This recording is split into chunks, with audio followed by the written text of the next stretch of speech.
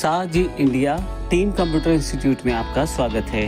हम अध्ययन करेंगे माइक्रोसॉफ्ट पावर पॉइंट के बारे में। माइक्रोसॉफ्ट पावर पॉइंट को खोलने के लिए सबसे पहले ऑल प्रोग्राम्स पे जाएं, माइक्रोसॉफ्ट ऑफिस के फोल्डर पे क्लिक करें। यहाँ से आप माइक्रोसॉफ्ट पावर पॉइंट आइकॉन पे क्लिक करें। जैसे ही आप आइकॉन को क्लिक करेंगे आपके सामने माइक्रोसॉफ्ट पावर पॉइंट की स्क्रीन खुल जाएगी। माइक्रोसॉफ्ट पावर पॉइंट जो सॉफ्टवेयर है वो आपको आपकी इंफॉर्मेशन को प्रेजेंट करने का ढंग बताता है, यानी कि आप अपनी इंफॉर्मेशन को दूसरे लोगों के सामने दिखा सकते हैं, उनके साथ बांट सकते हैं। उदाहरण के लिए मान लीजिए आप किसी ऑफिस में काम करते हैं तो आप अपनी सेल्स की रिपोर्ट्स बना सकते हैं। इसी तरह से आप किसी प्रकार का बजट पेश कर सकते हैं उसमें। और यदि आप किसी स्कूल या कॉलेज में पढ़ाते हैं तो आप अपने लेक्चर्स तैयार कर सकते हैं और स्टूडेंट के सामने दिखा सकते हैं। इसके अतिरिक्त आप सेमिनार्स या एड लगाने के लिए भी माइक्रोसॉफ्ट पावर पॉइंट का प्रयोग कर सकते हैं, जिसके थ्रू ये आपको आपकी इंफॉर्मेशन प्रेजेंट करने के लिए बहुत सारे टूल प्रदान करता है, जिनका प्रयोग करके आप अपनी जो इंफॉर्मेशन है उसको बहुत अच्छे ढंग से सजा सकते हैं। उसमें एनिमेशंस ऐड कर सकते हैं, ऑडियो और वीडियो इफेक्ट्स डाल सकते हैं, जिससे आपकी इंफॉर्मेशन समझने वाले को एक तो आसानी से समझ आ जाएगी और दूसरा उसका समय भी बचेगा और आपकी जो इंफॉर्मेशन है वो भी व्यवस्थित रूप से पड़ी रहेगी। इस तरह से आप माइक्रोसॉफ्ट पावर पॉइंट का प्रयोग कर सकते हैं। माइक्रोसॉफ्ट पावर पॉइंट की स्क्रीन की जानकारी ले लेते हैं। सबसे पहले सबसे पहली जो बार है वो हमारे पास टाइटल बार के रूप में उपलब्ध है, जिसके लास्ट में हमारे पास यहाँ 3 बटन है, क्लोज, रिस्टोर और मिनिमाइज। क्लोज से आपकी जो माइक्रोसॉफ्ट की विंडो, पावर पॉइंट की विंडो है वो बंद हो जाएगी। रिस्टोर से आप इसको छोटा कर सकते हैं और फिर से वही क्लिक करने पे साइज बड़ा कर सकते हैं। तीसरा मिनिमाइज का बटन है, जब आप क्लिक करते हैं तो छोटे से आइकन के रूप में आपके पास अवेलेबल हो जाता है।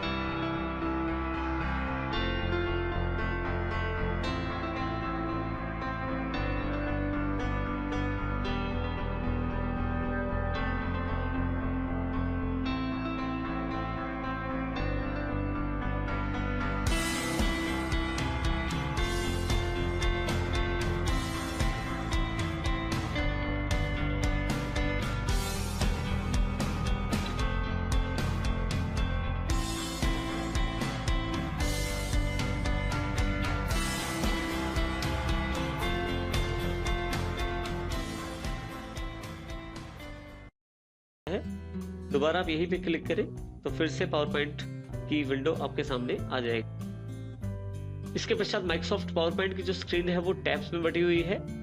हर टैब के साथ एक बहुत बड़ा रिबन अटैच है, जिसमें बहुत सारी कमांड्स अवेलेबल है ग्रुप्स के रूप में। जैसे कि हमारे पास file, home, insert, design, transition, animation, slide show, review और व्यू के रूप में काफी सारी टैब्स अवेलेबल है। जैसे ही हम होम पे क्लिक करते हैं तो हमारे पास एक रिबन अवेलेबल हो जाता है, जो कि काफी सारे ग्रुप्स में बटा हुआ है, जैसे क्लिपबोर्ड, स्लाइड्स, फ़ॉन्ट। इस तरह से हर ग्रुप में काफी सारी कमांड्स अवेलेबल हैं। जैसे क्लिपबोर्ड के अंतर्गत cut, copy, format, painter, paste. इसी तरह से स्लाइड के अंतर्गत काफी सारी कमांड्स अवेलेबल हैं। इस तरह से हर ग्रुप में काफी सारी कमांड्स हमारे पास अवेलेबल हैं, जो उस ग्रुप के अकॉर्डिंग इकट्ठी कर दी गई है। इस तरह से आप अपने टैब्स का प्रयोग कर सकते हैं। इसके पश्चात यदि आप स्क्रीन को देखें तो यहाँ हमारे पास स्क्रीन काफी सारे भागों में बटी हुई है, जिसमें सबसे बड़ा भाग ये जो हमारे सामने दिखाई दे रहा है ये स्लाइड पेन कहलाता है, जिसमें आपकी स्लाइड्स दिखाई जाती हैं।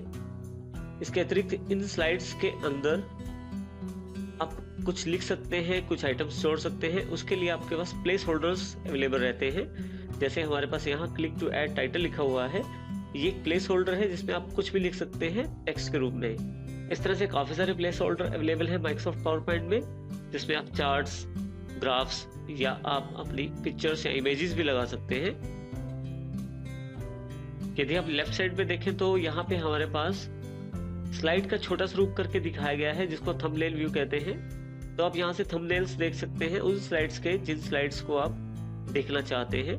और जैसे ही आप किसी थंबनेल पे क्लिक करते हैं तो स्लाइड्स बड़ी होकर स्लाइड पेन में दिखाई देना शुरू कर देती है।